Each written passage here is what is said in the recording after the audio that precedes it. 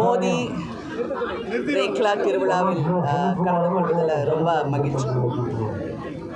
ரேக்லாங்கிறது வந்து எங்களை தமிழ்நாட்டிலே நிறைய பாரம்பரியமான நிறைய கேம்ஸ் இருக்குது.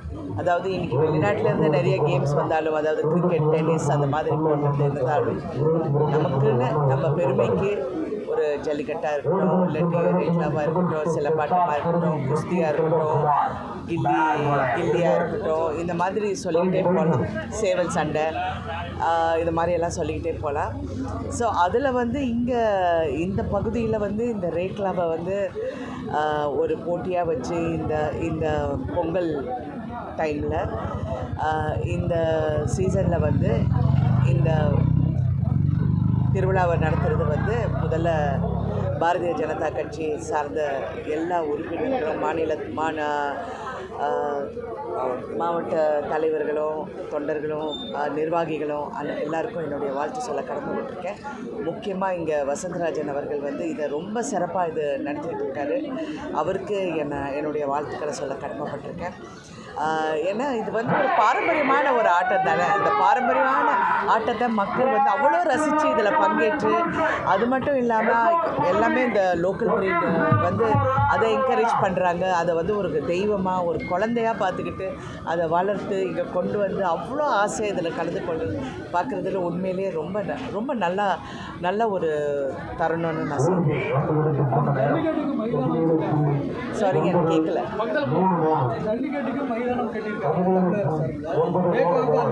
கண்டிப்பாங்க. இப்போ தமிழ்நாட்டிலே இப்போ ஸ்போர்ட்ஸ் நம்ம லோக்கல் எங்களுடைய ரீஜனல் ஸ்போர்ட்ஸுக்கு நிறைய முக்கியத்துவம் வந்து நம்ம கொடுத்தாகணும். அந்த வகையில் இப்போ நீங்கள் சொல்கிற மாதிரி நானே வண்டியில் வரும்போது நினச்சிக்கிட்டு இருந்தேன்.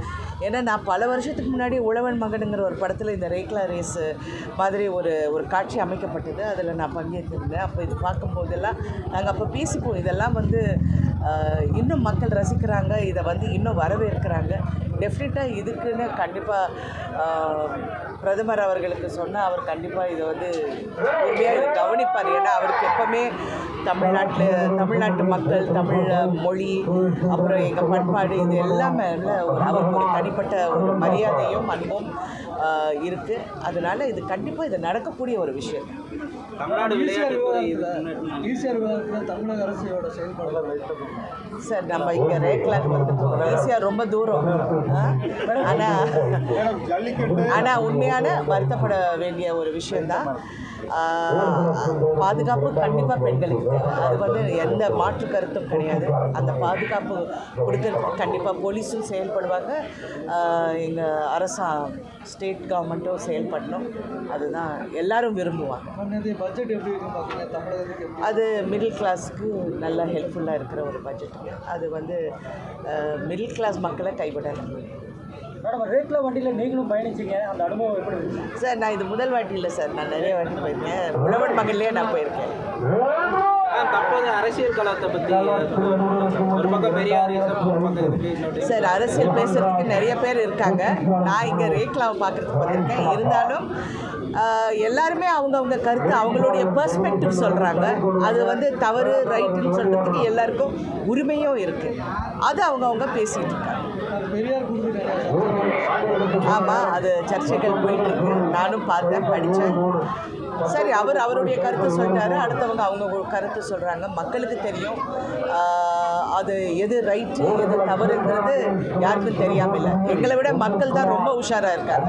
அவங்களுக்கு எல்லாமே தெரியும். எந்த படம் ஓடுங்கிறது படம் வரதுக்கு முன்னாடி அவங்களுக்கு தெரியும். எந்த கட்சி ஜெயிக்கணும்னு எங்களுக்கு தெரியறதுக்கு முன்னாடி அவங்களுக்கு தெரியும்.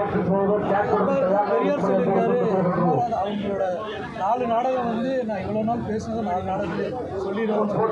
அந்த கருத்து இப்போ நல்லா இருக்குன்னு என் தந்தையை பொறுத்த வரைக்கும் அவர் வந்து சீர்திருத்த கருத்து, அதுக்கப்புறம் பெண்கள் உரிமை, இது பற்றி அவருடைய நாடகங்கள்லாம் நான் பார்த்துருக்கேன். அவர் கூட பயணிச்சிருக்கேன். இந்த நாடகங்கள்லாம் செய்யும்போது அதெல்லாம் நான் பார்த்துருக்கேன். அவர் சொன்ன விஷயங்களும் இன்றைக்கி பேசப்படுற விஷயமும் அப்பாற்பட்டு இருக்குது.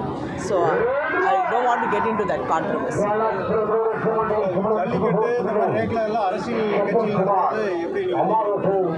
ஜல்லிக்கட்டு ரேக்லா ரேஸ்லாம் அரசியல் கட்சி நடத்துகிறாங்க. இப்போ எல்லாம் பரவலாக தமிழ்நாடு பூரா நல்ல விஷயம் தானேங்க. அரசியல் கட்சி எதுக்கு இருக்காங்க? மக்களுக்காக இருக்காங்க, மக்களோட நலனுக்காக இருக்காங்க, மக்களோட தேவைகளுக்கும் சேவைகளுக்கும் சேவை செய்யறதுக்காக இருக்காங்க.